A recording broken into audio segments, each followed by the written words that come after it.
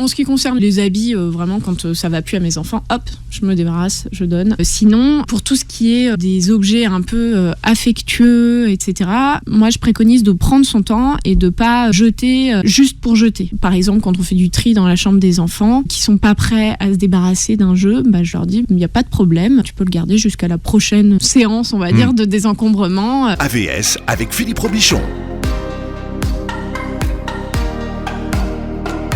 AVS à votre santé, bonjour et bienvenue, ravi de vous retrouver.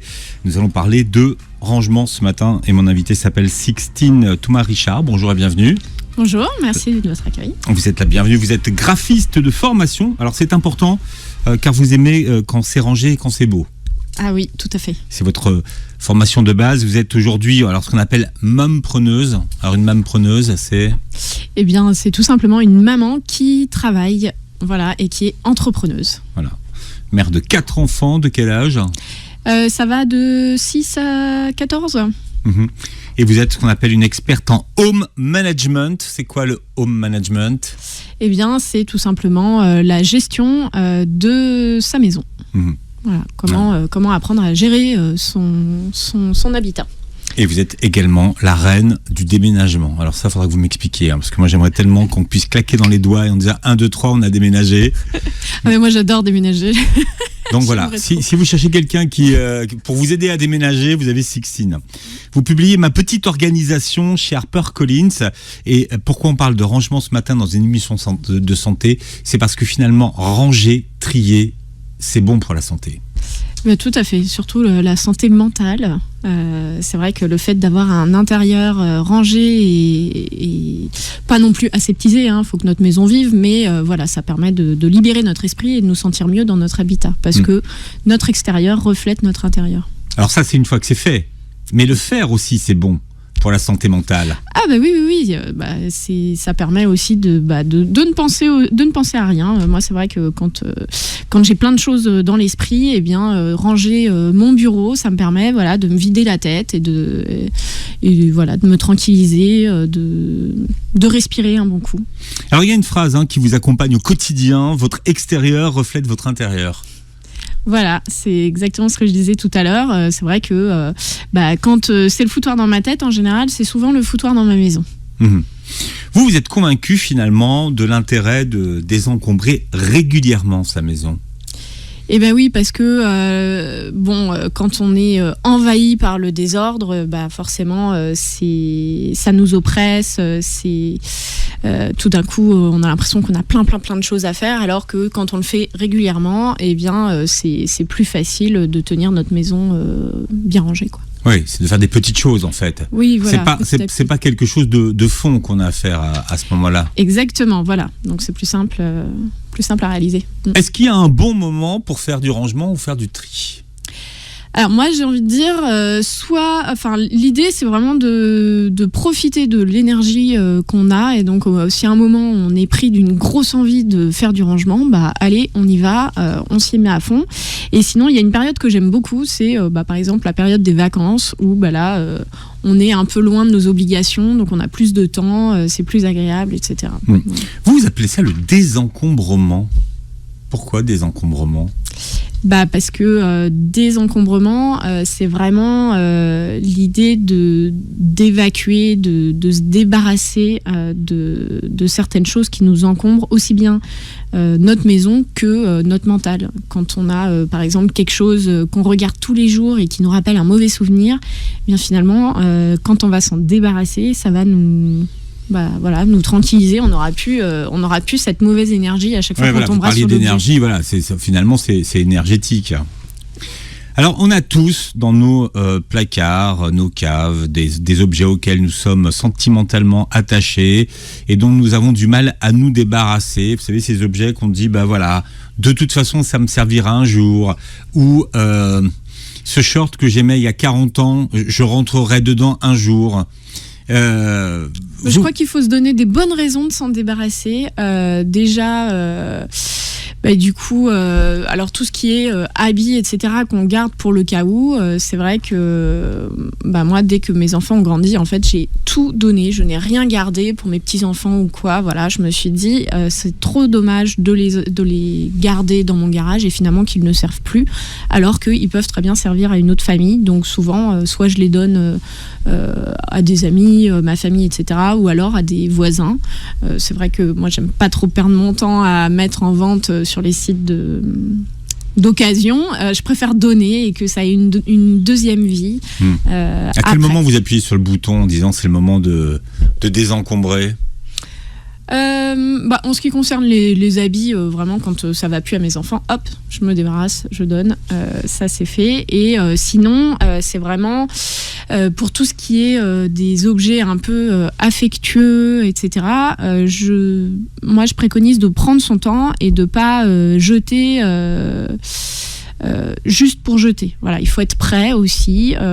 Par exemple, quand on fait du tri dans la chambre des enfants qui sont pas prêts à se débarrasser d'un jeu, je leur dis il n'y a pas de problème, tu peux le garder jusqu'à la prochaine séance, on va dire, de désencombrement. Voilà, et puis au final, un jour, ils se sentent prêts à ne plus jouer avec un jeu de quand ils étaient petits, et voilà, c'est le bon moment. Vous, dans votre maison, en fait, c'est chacun qui trie ses affaires. Oui, tout à fait. Ça, j'ai déjà testé le fait de trier dans le dos de certaines personnes de ma famille et plus jamais. Voilà, ça fait trop de mal à la personne qui, du coup, est parfois attachée à quelque chose que nous, on trouvait inutile. Et voilà, donc ça, c'est une règle maintenant qu'on a bien fixée dans la maison. Voilà, c'est personne ne fait le tri à la place de quelqu'un d'autre. Voilà, c'est chacun qui prend la décision de se débarrasser de ce dont il veut. Même si ça irait peut-être plus vite. Si c'est maman qui fait. Oui, tout à fait. Mais franchement, pour le côté tout psychologique de la personne à qui on enlève le bien précieux, ça peut être même un petit caillou ramassé sur un chemin de vacances qui va beaucoup parler à nos enfants. Après, on peut les accompagner, leur poser des questions, leur dire est-ce que vraiment ça t'est utile ? Est-ce que tu as vraiment une place où le ranger ? Poser suffisamment de questions pour que lui-même se demande si vraiment il doit garder ce souvenir. Le cas du petit caillou, c'est on a des photos, est-ce que tu veux pas imprimer plutôt une photo de ce souvenir plutôt que de garder un caillou qui encombre ta chambre. Il y a des tickets de cinéma, il y a plein de choses. Voilà. Il y a des gens qui conservent tout. Voilà, oui, mais je crois que vraiment il faut attendre le bon moment. Moi, comme ça, j'ai gardé des dizaines et des dizaines d'albums photos avec plein de photos et avec 10 photos par événement. Et un jour, j'ai été prête, je n'ai fait qu'un seul album photo de ces 15 albums. Voilà. Mais donc, ça fait un grand-père qui classait tout, lui. Oui. Ouais, il adorait l'organisation, il étiquetait tout. Justement, là, quand on parle des photos, des films, il y avait beaucoup de films. Et il classait tout avec des petites étiquettes et tout. Mais comment nos grands-parents, finalement, nos grands-mères, nos grands-pères, comment eux, ils arrivaient finalement à avoir énormément de choses ? Et on avait l'impression que c'était toujours rangé et très classé. Pourquoi nous, on n'y arrive pas ? Alors ça, c'est une très bonne question. Parce qu'ils avaient énormément de choses. Oui, c'est vrai, ils avaient beaucoup de choses. Ils avaient peut-être moins de vêtements, par contre. Oui, je pense que quand même, ils avaient beaucoup de choses, mais ils étaient moins dans une société de consommation où on achète plein de choses tout le temps, ou dès qu'il y a un nouveau produit, en fait, tout de suite, on veut avoir le dernier cri. Je pense au téléphone, aux ordinateurs, tout ça. Et voilà, on est un peu dans une société quand même où, dès que ça sort, on veut la dernière. Mais eux, ils avaient énormément de choses, dans des bocaux, rangés, c'était... Oui, ils avaient énormément de choses. Alors après, je sais pas, est-ce que les habitats étaient plus vastes ? On habite de plus en plus dans des appartements, de plus en plus... il y a moins de... ils étaient plus en maison, nous, on est plus en appartement, donc forcément, on doit réduire aussi tout ce qu'on a. Alors, il ne vous a pas échappé que c'est la période des soldes. Vous, quand vous achetez quelque chose, vous appliquez une méthode, la méthode bisou. Oui. Schkoun, la méthode bisou.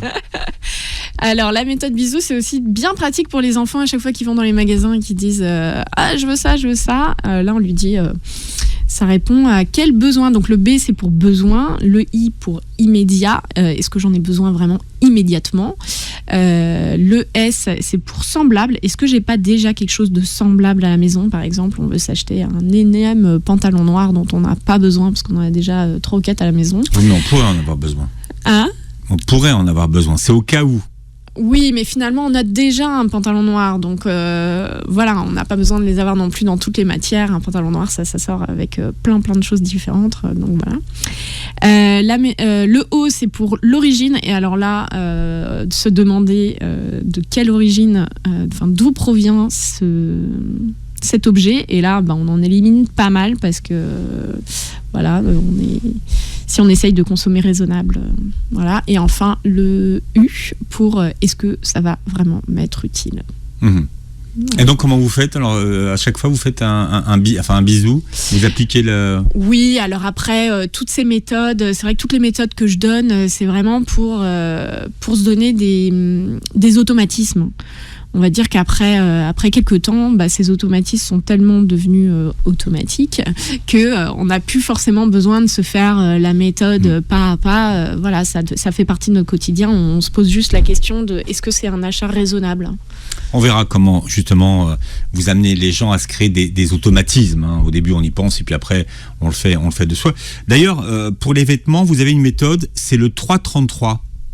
Alors elle vient d'où cette méthode? Alors oui, ça c'est une méthode dont j'ai parlé, c'est pas forcément une méthode que j'ai appliquée, mais voilà, je trouvais important de la citer dans le livre, parce que oui, je la trouve très sympa. L'idée c'est de ne garder dans son placard que 33 habits et accessoires qu'on va garder pendant 3 mois. Et au bout de ces 3 mois, et donc du coup on va vraiment évacuer le reste des affaires qu'on a dans notre placard. Et on en fait quoi?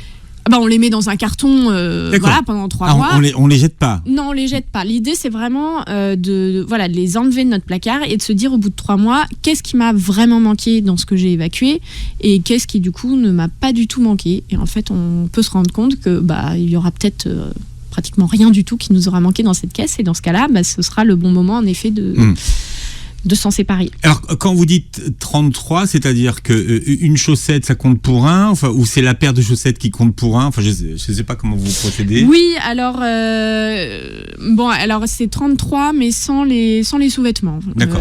Si mes souvenirs sont bons, ouais. Voilà. Mais donc, en effet, c'est un pantalon égale une pièce. Alors, on ne compte pas les bijoux qu'on porte tout le temps sur soi, comme les alliances, voilà. Mais sinon, un accessoire, un bijou égale une pièce. L'idée, c'est d'avoir peu de choses dans son armoire et de les mettre le plus souvent possible pendant 3 mois. Exactement, voilà. Donc peut-être qu'au niveau des pantalons, on va juste sélectionner un jean.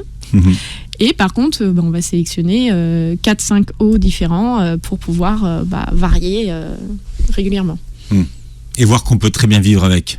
Exactement, et qu'en fait, alors on va peut-être garder 2 pantalons parce qu'il faut quand même le laver. Ou alors une jupe. Allez. Non mais 33 c'est pas mal déjà. 33, non, 33 c'est pas mal et voilà, ça permet d'avoir un roulement de lavage régulier et surtout de se rendre compte que on peut vivre avec peu de choses. Voilà, on n'en meurt pas en fait de pas avoir beaucoup de choses, quoi. Et 3 mois après, on reprend 33 nouvelles. Alors l'idée c'est pas de refaire sa garde-robe tous les 3 mois, je pense pas. Non, je pense que. Non, j'ai cru qu'au bout de 3 mois, on changeait, on revenait avec. Non, justement, l'idée en fait, c'est vraiment d'avoir ces 33 affaires et qu'on va tirer jusqu'à ce qu'elles soient bonnes à mettre à la poubelle et qu'on va changer à ce moment-là. On parle d'organisation et de rangement ce matin avec mon invitée. Elle s'appelle Sixtine Thomas-Richard. Elle est mempreneuse. Elle est très présente sur les réseaux sociaux. Alors aujourd'hui, maintenant, on dit le nombre d'abonnés que vous avez. Vous avez combien d'abonnés? Alors là, je crois que j'ai passé la barre des 108K. Ah oui, sur Insta? Oui, sur Insta. D'accord. Ouais. Et aujourd'hui, vous donnez des conseils et vous accompagnez les gens, pour s'organiser, on va dire. Alors, je donne surtout des conseils parce que moi, je reste persuadée que vraiment, on peut arriver tout seul, grâce aux conseils que je vais donner, à reprendre sa vie en main et à s'organiser. Voilà, je vais pas beaucoup chez les gens. Sauf aujourd'hui. Tout à l'heure, non? Vous n'avez pas un tirage au sort avec une dame que vous deviez gagner? Ah oui, alors ça sera peut-être pas aujourd'hui. Mais... voilà. Non, oui. Ça m'arrive, mais voilà, c'est pas quelque chose que, enfin, j'en ai pas fait une activité. Voilà, moi c'est plutôt une activité de coaching, je veux dire. Oui, voilà. Non, moi voilà. En tout cas pour le moment, c'est pas quelque chose que je fais. Pour moi, ce que je fais, c'est vraiment créer des outils d'aide à l'organisation. Et justement, ça c'est le côté graphiste. Voilà, je crée des outils de papeterie vraiment qui vont aider notre quotidien. Donc voilà, que ce soit mon petit organisateur de vie pour gérer toute notre organisation sur un seul support, ou alors des blocs-notes avec les listes de courses, de quoi écrire ses menus, etc. Même si au départ, par exemple, si on parle de classement, pour vous, ça n'a pas été tout de suite évident de savoir dans quel type de boîte vous alliez mettre le classement, quel serait le type de classement le plus efficace? Oui, c'est vrai qu'avant, alors moi je trouve que pour avoir envie de s'organiser, il faut que ce soit joli. Et du coup, quand j'ai revu mon système de classement, avant de tout étiqueter et de tout marquer définitivement, j'ai utilisé un système de post-it pour voir si mon classement me correspondait avant de marquer mes C'est-à-dire et bien du coup, moi, avant de réorganiser mon système de rangement, je me suis rendu compte que si je rangeais pas tout de suite un papier ou une facture que je recevais, c'était parce que je mettais beaucoup trop de temps à le ranger. Donc, vous avez une règle là-dessus. Ah, les 5 minutes. Oui, tout ce qui prend moins de 5 minutes doit être fait immédiatement. Mais oui, quand on reçoit une facture, s'il faut la régler, il faut la régler tout de suite. Il faut pas se dire je ferai ça la semaine prochaine, parce que c'est un coup à la mettre de côté et à complètement l'oublier. Alors que si ça prend moins de 5 minutes, honnêtement, il faut le faire tout de suite. Par exemple, quand je reçois un faire-part de naissance, tout de suite, j'envoie un petit SMS pour remercier la personne qui me l'a envoyé. Voilà, j'ai souvent aussi, quand ce sont des proches, des petits cadeaux prêt à envoyer. Et voilà, si c'est fait tout de suite, au moins on a pu. Si ça prend moins de 5 minutes. Exactement. C'est ça. En fait, faut pas différer. C'est ça que vous voulez dire. Voilà, c'est ça. Voilà. En tout cas, quand c'est vraiment quelque chose qui va nous prendre du temps, là, oui, on se crée une pile et on rentre ça dans sa to-do list et on fait ça au moment de notre routine administrative. Alors il y en a beaucoup, ils reçoivent une lettre, ils l'ouvrent. Bon, déjà ils regardent pas toujours ce que c'est, mais bon, s'il y a c'est peut-être de la pub, mais c'est pas toujours de la pub, donc regardez bien ce que c'est et ils mettent ça sur la pile. Voilà. Alors moi, c'est vrai que quand je reçois mon courrier, mais tout de suite, je fais un tri direct avec tout de suite à la poubelle tout ce qui est publicité, etc. Sur les escaliers, tout ce qui va à mes enfants, et sur la table de la salle à manger, tout ce qui est pour mon mari. Et ensuite, je m'occupe moi d'ouvrir mon courrier, je lis mes magazines tout de suite, parce que je sais que sinon je le ferai pas derrière. Donc au moment où je les reçois, je les lis, comme ça c'est fait. Oui, c'est pas plus tard en fait. Voilà. Vous n'aurez pas du temps plus tard. Non, en fait, je le prends pas ce temps, parce que lire un magazine pour moi c'est pas une priorité, et c'est vrai que je suis plutôt du genre à fonctionner par priorité. Donc comme je sais que je le ferai pas, je me dis c'est trop dommage, je vais pas lire le magazine, donc tu le fais au moment où tu le reçois. Voilà. Et du coup comme ça j'y pense plus. Et alors, vous avez opté pour quoi? Pour le classement des papiers, par exemple? Oui, alors le classement des papiers, c'est vrai qu'avant, pour ranger un papier, j'ouvrais une armoire qui était fermée, je sortais une boîte fermée, donc j'ouvrais l'élastique, je sortais mon sous-dossier qui était fermé aussi avec un élastique, je mettais mon papier, je refermais ma boîte, je remettais dans ma boîte, je remettais dans mon placard. Je me suis vu. Mais il y en a plein qui se voient quand je fais cette description. Quand vous avez fait le truc, j'ai dit, oh, mon Dieu, c'est moi. Voilà, et en fait du coup on met tellement de temps. Mais oui, on met tellement de temps à ranger notre papier qu'on le fait pas. Et donc on le met de côté en se disant quand j'aurai un bon tas, et là voilà. En fait on est plein dans ce cas-là. Et donc du coup j'ai revu mon système d'organisation et j'ai fait quelque chose de joli pour pouvoir le mettre dans un meuble ouvert et que finalement mes papiers deviennent un objet de déco chez moi. C'est quand même incroyable. D'accord, ouais. Pas vu, pas pris. Les gens savent pas. Voilà. Et c'est joli. Et donc là, c'est très beau. Ce sont des boîtes qui sont ouvertes. Vous savez, les boîtes de rangement ouvertes qui sont cartonnées. Oui, voilà, tout à fait. Dans lesquelles on glisse les dossiers. Et voilà, exactement. Et donc dedans, j'ai glissé des dossiers à rabat pour éviter que quand on les prenne, il y ait tout qui tombe, forcément. Mais et des dossiers à rabat qui ne sont pas fermés. Donc maintenant, quand j'ai un papier à ranger, je prends mon dossier, je prends la pochette, je mets mon papier, je remets ma pochette, je remets mon dossier, c'est fini. Oui, parce que l'idée, c'est que ça soit sous la main. Exactement. C'est pas que ce soit rangé, il faut aussi que ce soit pratique. Exactement, voilà. Et c'est un exemple qu'on peut donner aussi, par exemple, sur l'appareil à raclette.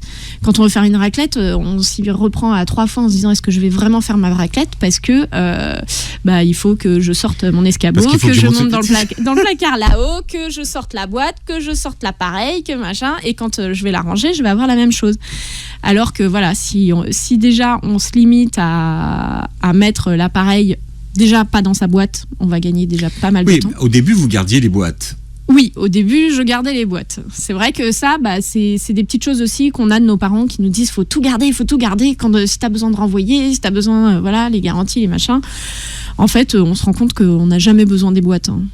Donc voilà, donc maintenant, je ne garde plus aucune boîte et ça m'a fait un vide énorme dans mon garage. Ceci dit, quand vous déménagez, si vous avez la boîte, c'est plus pratique. Oui, c'est plus pratique. On déménage pas toutes les semaines, mais oui, voilà. Mais voyez, c'est ça. Mais c'est toujours le côté je garde pour le jour où. Et dans ce cas-là, si vraiment vous voulez garder vos boîtes, au moins, vous savez, ouvrez-les et rangez-les à plat. Parce qu'on a plein qui les gardent montés, et donc ça prend un volume. Oui, d'accord. Oui. Voilà. J'adore l'organisation que vous avez faite de l'entretien de votre maison. Donc pour le ménage, vous avez divisé votre maison en 5 zones. Voilà. Alors 5 zones, ça correspond à quoi ? Après, ça dépend de chacun, mais moi, il y a une zone qui correspond aux salles d'eau. Donc, tout ce qui est en carrelage, parce que quand on se met en mode je fais mon carrelage, autant tout faire d'un coup. Donc, ça va être de la cuisine, par exemple, les salles de bain. Ensuite, on a une zone, là, c'est la zone salon, entrée, etc. Enfin, tout ce qui est quand on arrive dans la maison. Ensuite, on a une zone au niveau des chambres. Alors, nous, on est nombreux, on est 6 à la maison. Donc, du coup, j'ai divisé en 2 zones, du coup. Voilà, donc il y a une zone pour les chambres d'enfants et une zone pour les chambres d'adultes. Et ensuite, il y a une zone pour le reste. Ça peut être le bureau, ça peut être une salle de jeu, ça peut être... on a les zones. C'est quoi l'idée après ? Eh bien, l'idée, en fait, plutôt que de faire toute ma maison d'un coup et d'y passer mon samedi entier, alors que je préférais passer du temps avec mes enfants... C'est le ménage en grand, comme on dit. Voilà. Et bien, en fait, on va dire, au lieu de passer 2 heures le week-end, je préfère passer une demi-heure chaque jour dans chacune de mes zones. C'est même pas une demi-heure, mais c'est un quart d'heure. C'est un coup d'aspirateur ou un coup de serpillière dans les zones carrelées. C'est-à-dire que chaque jour, vous passez un temps dédié dans une zone. Un petit peu chaque jour, c'est ça. Voilà, dans chaque zone. Et du coup, comme les zones reviennent chaque semaine, et l'avantage d'avoir défini ces zones, c'est que par exemple, les enfants savent qu'on fera leur chambre le lundi. Et donc du coup, l'avantage, c'est que le dimanche, ils savent que, j'ai plus besoin de le dire, le dimanche, ils rangent bien leur chambre.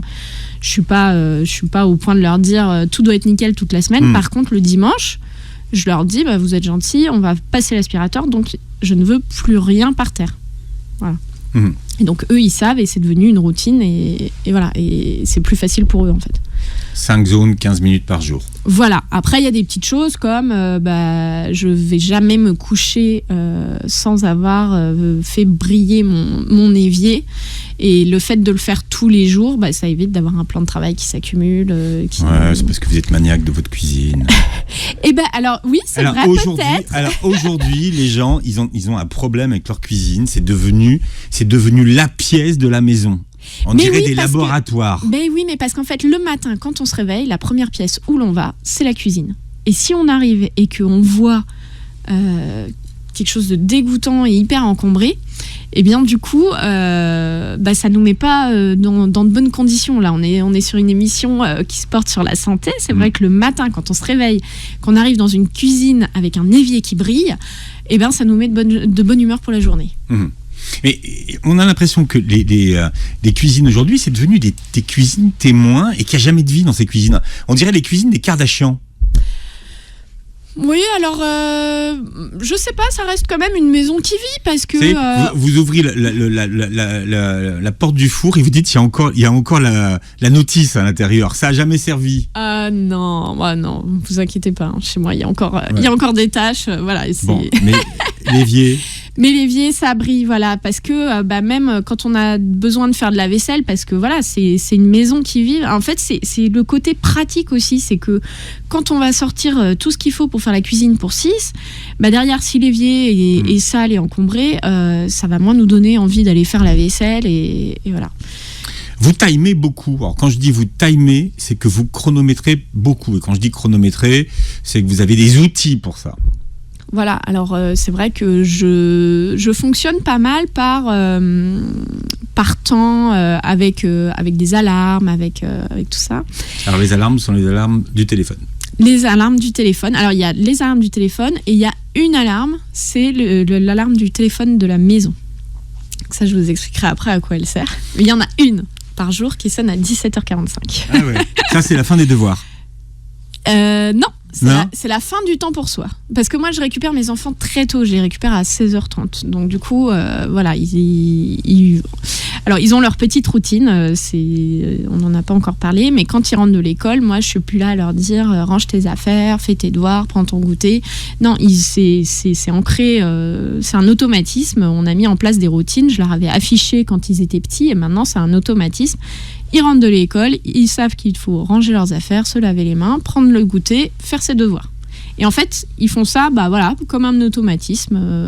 Ils arrivent, ils prennent leur goûter, mais tranquille. Moi, je suis pas derrière à leur dire, dis donc, il est temps de faire tes devoirs, etc. Et ils savent que dans cette routine, c'est écrit. Une fois qu'ils ont fini leurs devoirs, il y a un temps pour soi. Donc c'est de quelle heure à quelle heure le temps pour soi ? Ça dépend du temps des devoirs. Ah oui. Bah oui. Non mais vous dites que non, parce que dans votre livre vous dites qu'à un moment donné vous avez défini une heure où les devoirs étaient terminés. Alors ça c'est pour les plus grands. C'est ça que j'ai compris. Oui. Alors ça c'est pour les plus grands. Moi j'ai des filles qui sont au collège aussi et qui du coup il y en a qui peuvent un peu rêver en faisant leurs devoirs et qui sont pas hyper concentrés sur leurs devoirs. Et du coup, je leur ai mis une limite. Je leur ai dit, enfin en tout cas pour les plus grandes, je leur ai dit j'adapte en fonction des enfants, mais il y a une enfant, c'est à 20h, je veux plus te voir sur ton ordinateur, quoi. Tu commences ta journée à 8h30, à 20h, il est hors de question que tu sois encore sur ton ordinateur, quoi. Voilà, donc je fixe en effet des limites, pour pas que, parce que sinon elle pourrait y être jusqu'à 22h. Bon. Bah oui. Facile. Bah oui. Mais là, c'est peut-être pas pour les devoirs. Si, c'est vrai que nos enfants sont très très très malheureux. Ils n'ont pas tout ce qui est téléphone, etc. Chez vous ? Ouais. Vous êtes une mère indigne. Indigne. Je sais. Ouais. En tout cas, il faut en parler parce qu'il n'y a pas Mary Poppins, elle n'habite pas à la maison. On parle de rangement et d'organisation ce matin avec mon invité qui s'appelle Sixtine Thomas-Richard, qui est une spécialiste du home management. C'est la reine de l'organisation, la Marie Kondo française, comme on vous surnomme. Et vous publiez Ma petite organisation chez HarperCollins, la fameuse Marie qui a quand même changé énormément de choses. Et quand on voit l'impact mondial qu'elle a eu, beaucoup de gens ne font plus leur valise de la même façon aujourd'hui. Voilà, grâce au pliage vertical. Alors, je précise que ce n'est pas moi qui m'auto-proclame. Non, c'est un argument, un argument marketing. Oui, voilà. Non, mais surtout qu'en plus, mon livre, je l'ai vraiment écrit pour vraiment aborder tous les aspects de l'organisation de notre vie quotidienne et pas seulement le rangement.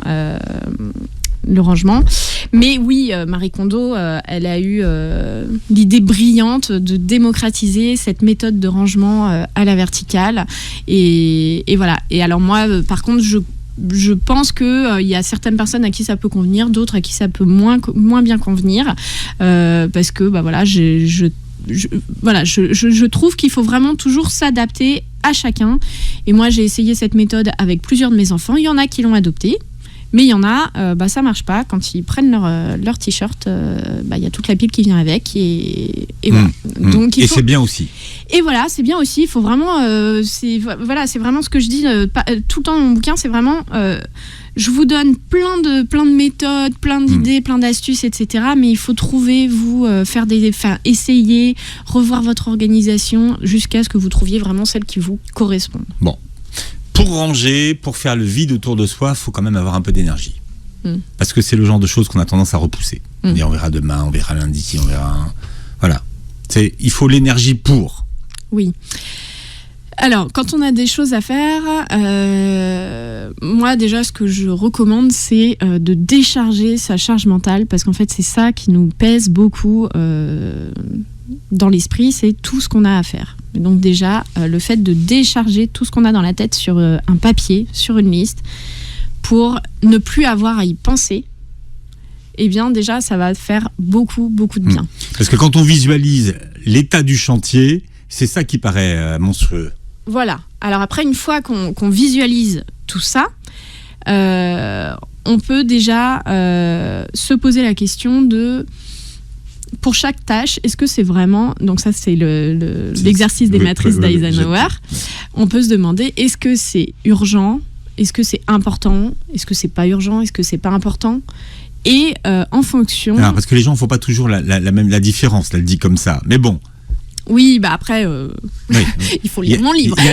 Il y a le carré, tableau, voilà. Il y a le carré pour savoir ce qui est, voilà. Voilà, exactement. Et du coup, une fois qu'on a mis ces tâches comme ça et qu'on s'est posé cette question, eh bien, on va pouvoir se demander, est-ce que vraiment il n'y a que moi qui peux la faire, ou alors, déjà, est-ce que je peux la déléguer ? Voilà. Et tout ce qui peut être délégué... Et ben voilà, il faut pas hésiter, il faut pas hésiter à demander, voilà, pour. Enfin, en termes de ménage et de rangement, oui. Si je délègue, ça sera pas forcément bien fait. Oui, mais au moins vous l'aurez pas fait. Et là-dessus, il faut se réjouir. Voilà, on n'est pas tous pareils, on n'a pas tous la même façon de fonctionner.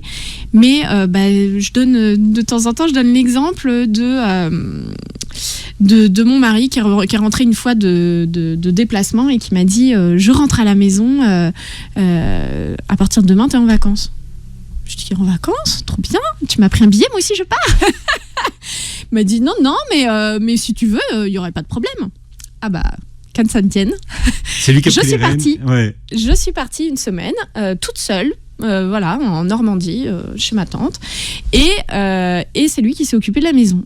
Et c'est sûr, c'était pas du tout la même façon de faire que moi. Il y avait des pâtes tous les jours, ils allaient au centre, il y avait une babysitter tous les soirs, il y a ses parents qui sont venus pour le week-end. Voilà, donc c'était vraiment, c'était vraiment différent de ma façon de fonctionner. Mais en fait, je me suis concentrée sur cette joie que j'avais d'avoir du temps pour moi et d'avoir un mari qui gérait la maison. D'accord, pas comme moi, mais voilà. Mais la Terre a continué de tourner. Exactement. Et quand je suis rentrée, ils étaient tous vivants. Mais voilà, ils étaient vivants. Voilà. Ils étaient hyper contents de cette journée avec leur père, hyper contents de me retrouver. Moi aussi, on avait tous pris une bouffée d'oxygène. Et voilà. Et puis après, c'est reparti dans nos routines, etc. Pour vous, la routine, c'est la base. Oui. Ouais. Il faut avoir des routines. Pourquoi est-ce que c'est important de transformer finalement des habitudes en routine ? Qu'est-ce qu'on gagne avec ça ? Eh bien, moi, je trouve qu'on gagne de la sérénité parce que, par exemple, pour donner l'exemple à un moment, je me suis rendu compte que j'avais une routine qui revenait souvent. C'était soit les courses, faire les menus, les listes de courses, etc. Ou alors faire mes comptes. Et en fait, j'avais dans ma tête comme ça, qui revenait tout le temps, faut que je fasse mes menus, faut que je fasse mes courses, faut que je fasse mes comptes, etc. Et j'y pensais tout le temps. Et puis un jour, je me suis dit, les menus, ce sera le lundi, les courses le mardi, le jeudi, je ferai mes comptes. Et du coup, le reste de la semaine, je n'y pensais plus. C'est ça que ça change. C'est ça que ça change, c'est qu'on n'y pense plus et que ça devient automatique. Voilà. Et moi, en fait... Donc ça veut dire que vous divisez ce que vous avez à faire en tâches. Voilà. En fait, les tâches récurrentes, tout ce qui est récurrent et qu'on n'a pas envie de faire, mais qu'on est obligé de faire, on a tous ça, on doit tous, voilà. Eh bien, simplement, se les mettre dans notre planning. C'est-à-dire qu'ensuite, vous les planifiez. Voilà, c'est ça. Ouais. Donc, par exemple, tous les dimanches soirs, on se retrouve avec mon mari et puis là, on fait le point sur le planning de la semaine. Moi, je mets mes alarmes pour les rendez-vous que je vais avoir. Voilà, et comme ça, j'ai pas à y penser le reste de la semaine. Ça, en fait, c'est la base de l'organisation. Je crois. C'est, quand on dit la guerre se gagne dans les plans, c'est-à-dire que c'est la planification. Exactement, en fait, on se rend pas compte le temps qu'on peut gagner à s'organiser. Il y en a beaucoup qui disent « Ah, mais tu passes beaucoup de temps là, à faire tes menus sur 4 semaines. » Oui, mais en fait, c'est beaucoup plus rapide que de m'y mettre toutes les semaines. Je prends une demi-heure, je fais tous mes menus d'un coup. Et je l'ai fait là il y a pas longtemps. Je me suis lancé un défi de faire une idée de repas par jour pendant 1 an avec des fruits et légumes de saison. Je m'y suis mise une fois. J'ai tout fait d'un coup. Du coup, l'avantage, c'est que j'avais mes idées fraîches de ce que j'avais mis les semaines d'avant dans la tête. Pour m'aider, je me suis dit tous les lundis, ce sera des trucs à base d'œufs, tout ça. Tous les mardis, des salades. Le mercredi, avec de la viande. Le jeudi, un gratin. Le vendredi, du poisson. Le samedi, kids friendly. Et le dimanche, une soupe. Et donc, en fait, ça a été hyper facile de faire mes menus comme ça sur 1 an. Et maintenant, j'ai plus qu'à piocher dedans quand je fais mes menus pour la semaine. Vous avez un Thermomix ? Exactement. J'ai dit ça en rigolant en plus. Non, mais c'est vrai. J'ai tellement pensé à ça, j'ai dit non. Mais c'est trop bien. Ouais. Mais bon, on fera une autre émission. Oui. Hein, il y a 2 écoles, il y a 2 équipes. Donc en fait finalement tout ça, une fois que vous le faites plusieurs fois, ça devient une habitude et vous n'y pensez plus. Exactement. Dimanche c'est soupe.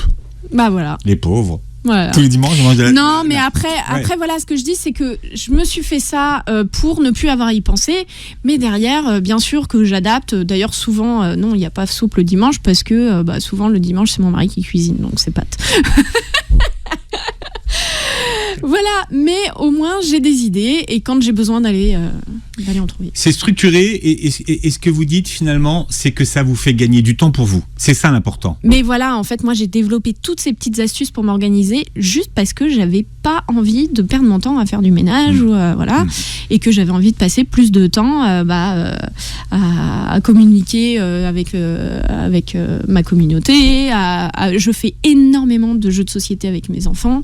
Voilà, il y a... Et vous n'êtes pas toujours en train de courir, en train de vous dire voilà, j'ai ça à faire. Ça, c'est pour tous ceux qui ont l'impression de toujours courir après le temps. Alors, il y a des jours, si, mais il y a des jours, non. En fait, j'ai l'impression d'être beaucoup plus maître de mon temps. Et si j'ai décidé d'être à fond et de courir toute la journée, je cours toute la journée. En fait, on